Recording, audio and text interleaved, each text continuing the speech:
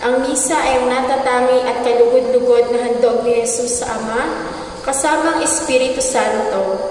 Ito ang bukal at tugatog ng buhay Kristiyano sapagkat inialay ni Jesus ang kanyang kabanal-banalang katawan at dugo para sa kapatawaran ng ating mga sala, at siya ang pagkain ng ating buhay na tatanggapin natin sa banal na komunyon.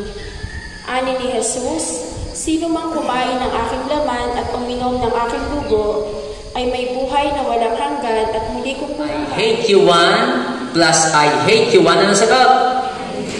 Yan. Yan ang natural sa tao. Kapag mahal mo, ay mahal ko din yan.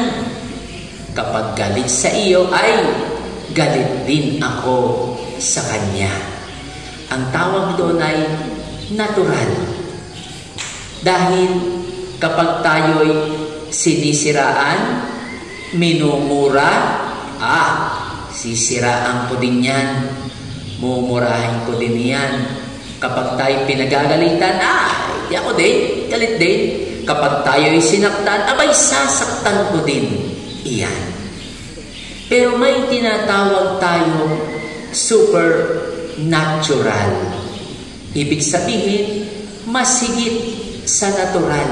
Kaya ang tawag sa kanya ay super. Yung supernatural na yun ang tinatawag na gawain ng Diyos. Yun ang gawa ng Diyos. Yun ang sinasabi ni Jesus.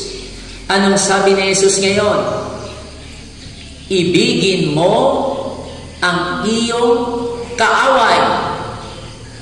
Ang natural na iniibig mo ay ang iyong kaibigan. Kaya nga yung word na kaibigan, ibig. Merong ibig doon sa kaibigan. Dahil yun ang aking iniibig.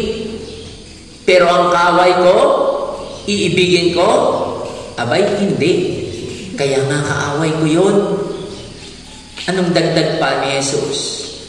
Ang mga napupuot o mga nagagalit sa inyo, gawa ninyo ng mabuti. Abay, mahirap gumawa ng mabuti. Galit niya ako sa akin yun, ba't ako'y gagawa ng mabuti? Si David, isang pastor. Si Saul, ang hari.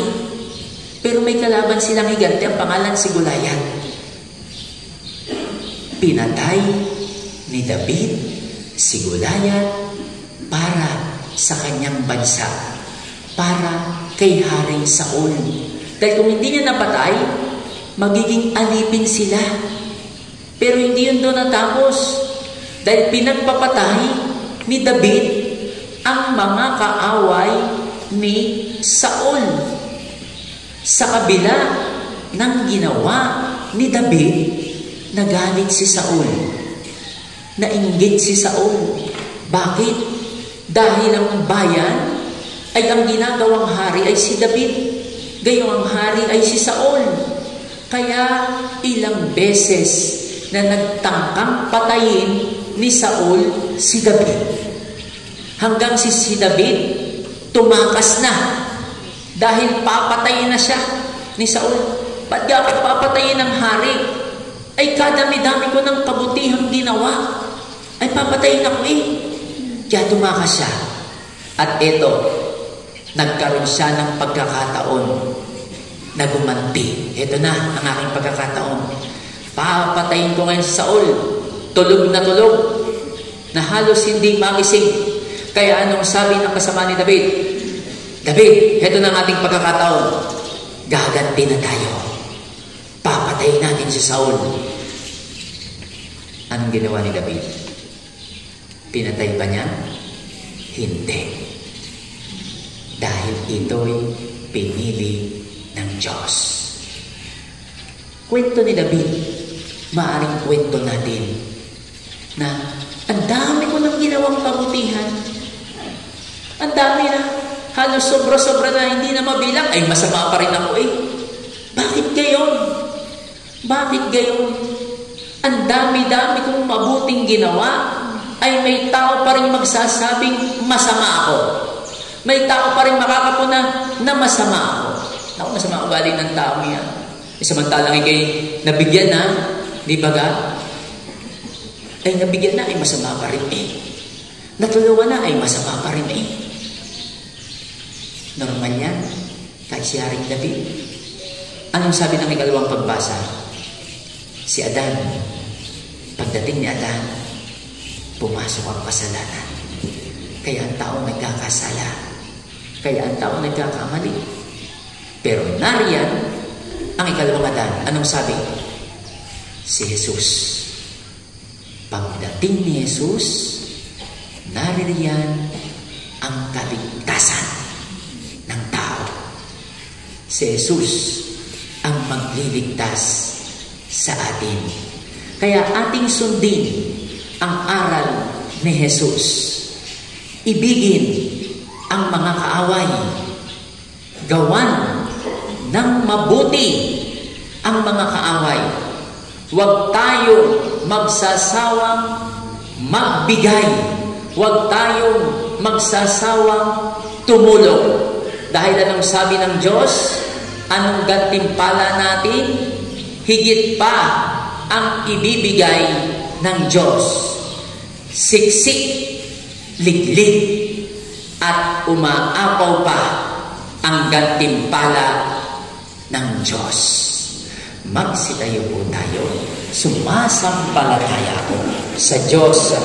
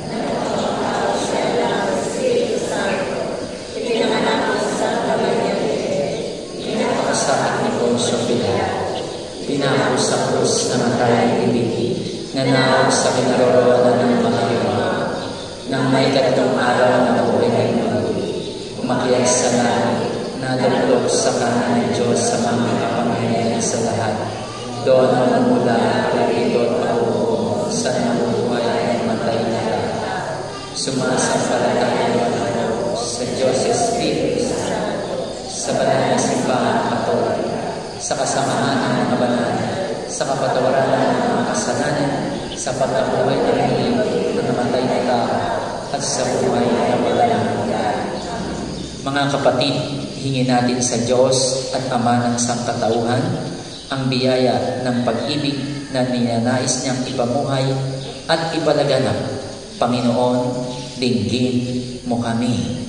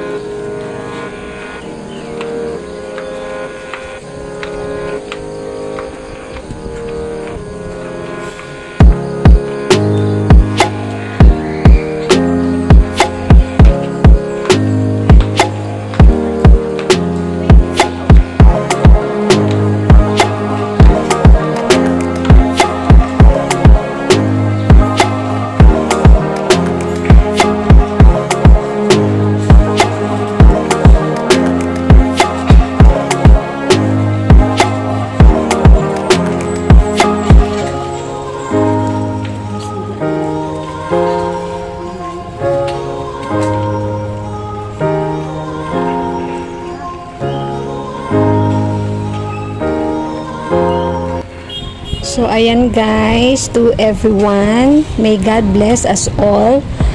At saka, nagpapasalamat din po ako sa lahat ng aking mga subscribers. Umabot na po tayo ng 5,000 subscribers sa aking channel po. Maraming salamat po sa inyong lahat, sa walang sawang pagsuporta. Mahal na mahal ko po kayo. Ganon din sa aking mga YT friends, sa mga supportive and organic vlogger na lagi pong nagsusupport sa aking channel. Maraming salamat po sa inyong lahat. Lagi po tayong mag-iingat. Stay safe. God bless. Bye-bye.